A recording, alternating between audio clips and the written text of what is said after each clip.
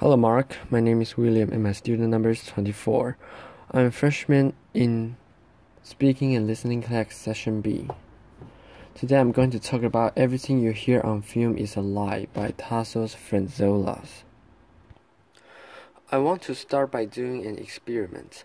I'm going to play 3 videos of a rainy day, but I've replaced the audio of one of the videos, and instead of the sound of rain, I've added the sound of bacon frying. So I want you to think carefully which one the clip with the bacon is. Rain falls, rain falls, rain falls. Alright, actually, I lied. They're all bacon. Bacon sizzles. Applause.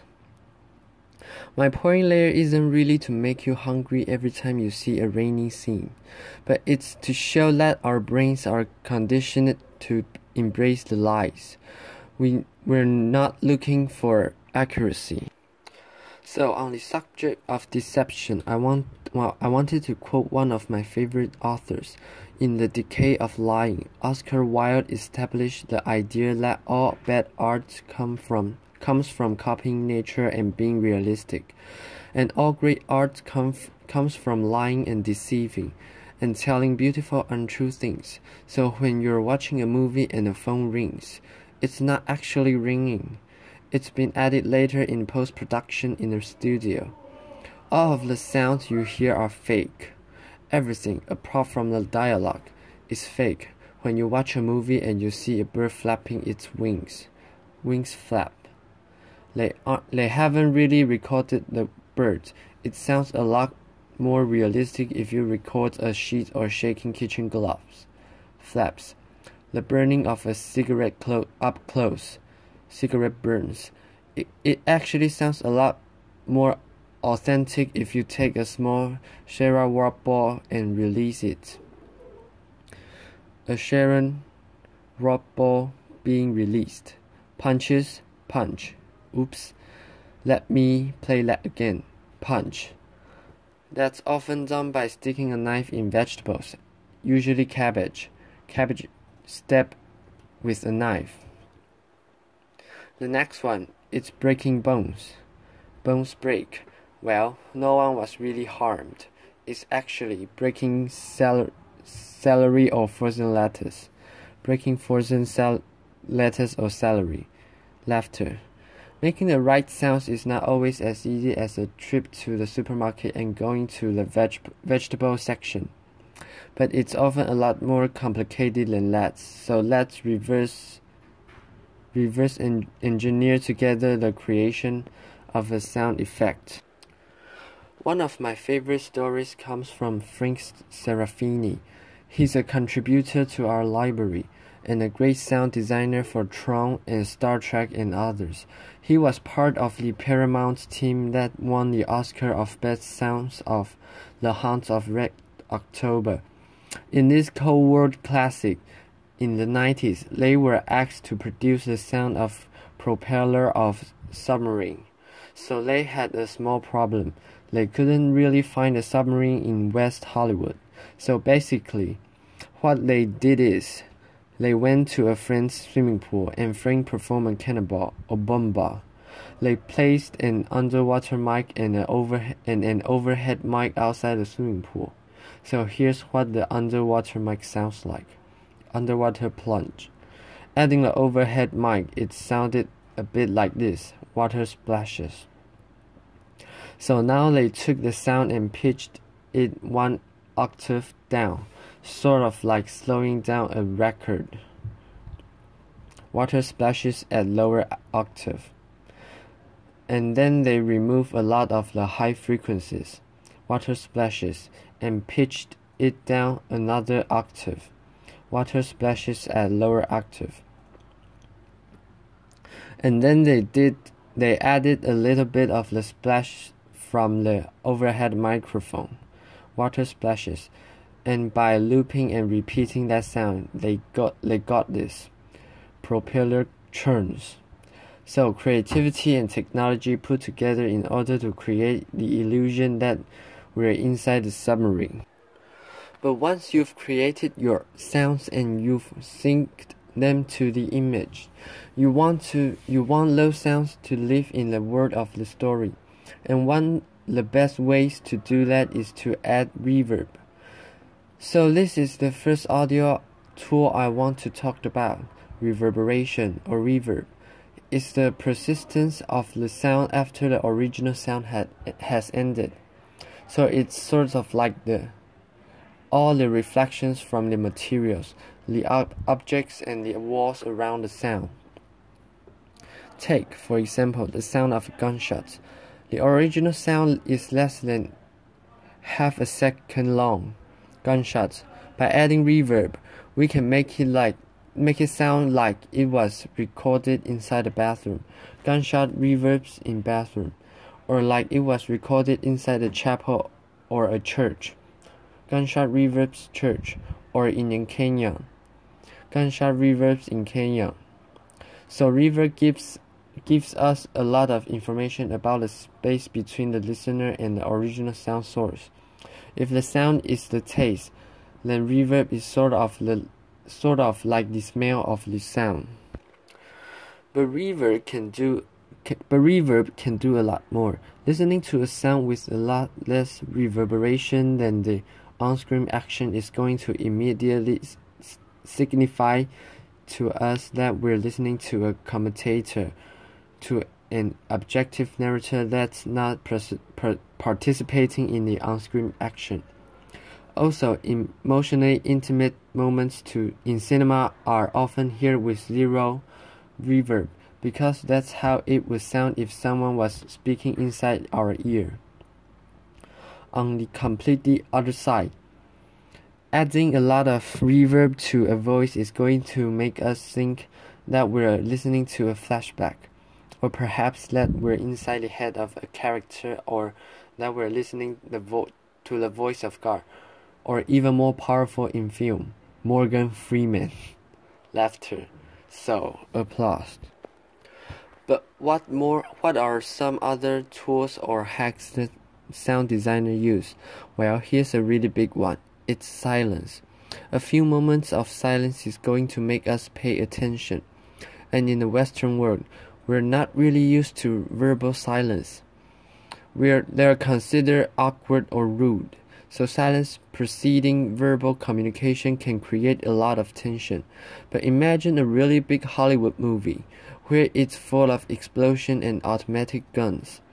Loud stop being loud anymore after a while. So in an yin-yang way, silence needs loudness and loudness needs silence for either of them to have any effect.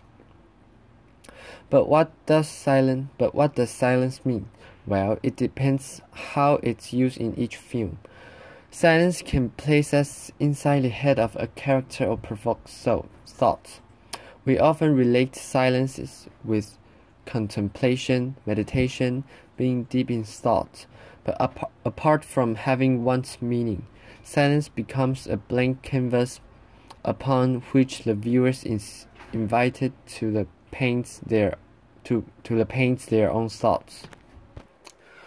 But I want to make it clear, there is no such thing as silence.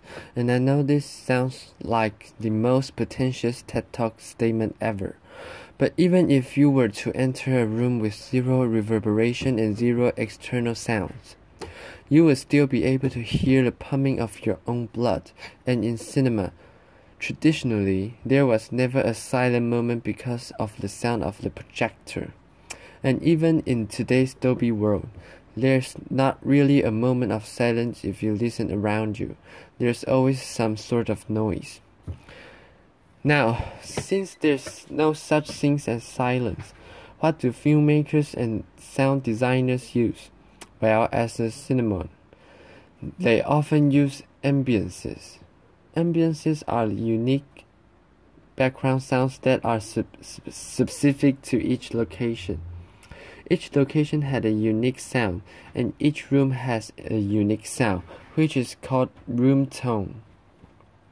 So here's a recording of a market in Morocco, voice, music. And here's a recording of Times Square in New York, traffic sounds, car horns, voices. Room tone is the addition of all the noises inside the room. The ventilation, the heating, the fridge. Here's a recording of my apartment in Brooklyn. You can hear the ventilation, the boiler, the fridge, and the street traffic. MBSs work in the most primal way. They can speak directly to our brains subconsciously. So birds chirping outside your window may indicate normality, perhaps because as a species, we've been used to that sounds every morning for millions of years. Birds chirp. On the other hand, industrial sounds have been introduced to us a little more recently. Even though I really like them personally, they've been used by one of my heroes, David Lynch, and his sound designer, Alan Splatz. Industrial sounds often carry negative connotations. Machine noises. Now, sound effects can tap into our emotional memory. Occasionally, they can be so significant that they become a character in a movie. The sound of thunder may indicate divine intervention or anger. Thunder. Church bells can remind us of the passing of time or perhaps our own mortality. Bells ring. And breaking of glass can indicate the end of a relationship or a friendship. Glass breaks. Scientists believe that dissonant sounds, for example, brass or wind instruments played very loud, may remind us of animal howls in nature and therefore create a sense of irritation or fear. Brass and wind instrument play. So now we've spoken about on-screen sounds, but occasionally the source of a sound cannot be seen. That's what we call off-screen sounds or acousmatic. Acousmatic sounds. Well, the term acousmatic comes from Pythagoras in ancient Greece, who used to teach behind a veil or curtain for years, not revealing himself to his disciples. I think the mathematician and philosopher thought that in that way his student might focus more on the voice and his words and its meaning, rather than the visual of him speaking. So sort of like the Wizard of Oz, or 1984's Big Brother, separating the voice from its source, separating cause and effect sort of creates a sense of ubiquity or panopticism and therefore authority. There's a strong tradition of acousmatic sound. Nuns in monasteries in Rome and Venice used to sing in rooms up in galleries close to the ceiling, creating the illusion that we're listening to angels up in the sky. Richard Wagner families created the hidden orchestra that was placed in a bit between the stage and the audience. And one of my heroes, Aphex Twin, famously hid in dark corners of clubs. I think what all these masters knew it was led by hiding the source. You create a scene of mystery. This has been seen in cinema over and over, with Hitchcock, Ridley Scott in Alien. Hearing a sound without knowing its source is going to create some sort of tension. Also, it can minimize certain visual restrictions and that director have and can show something that wasn't there during filming. And if all this sounds a little theoretical, I wanted to play a little video. Toy squeaks, typewriter, drums, ping pong, knives being sharpened, record scratches, saw cuts, woman screams. What I'm sort of trying to demonstrate with this tool is that sound is a language. It can trick us by transporting us geographically. It can change the mood. It can set the pace. It can make us laugh or it can make us scared. On a personal level, I fell in love with that language of a few years ago and somehow managed to make it into some sort of profession.